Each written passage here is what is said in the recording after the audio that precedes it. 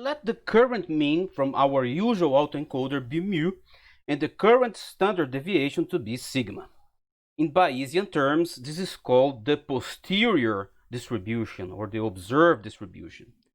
These are vectors of the size of the dimension of our latent space, meaning each element of the output vector x of the encoder has its own mean and standard deviation.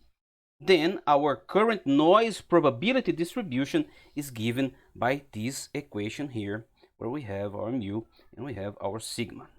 In our case, the division by the standard deviation vector above is an element-wise division, meaning we don't take into account cross correlations.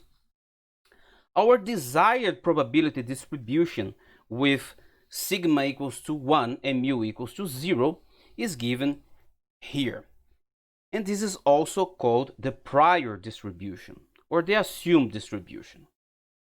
A common information theoretic measure of how different two distributions P of x and Q of x is the Kullback-Leibler Divergence or the KL divergence, and it's given by this equation here.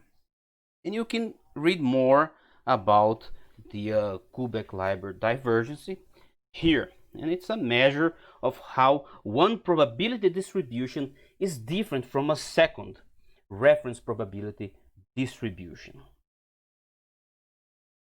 Because we assume that the distributions of the different elements of our distributions are uncorrelated, we can simply sum up or average the Kullback-Leibler divergence of each element in the latent space, and our variational loss VL becomes this equation here, where P of j is the probability P and K of j is the probability K. According to the Appendix B of the paper Autoencoding Variational Bayes from Kingma and Welling, that you can find in this link here, the variational loss becomes this equation that we can implement in pytorch and Python. And when we compare this to a simple mean squared error function to our ideal of mu equals to 0 and sigma equals to 1, and we have this plot here.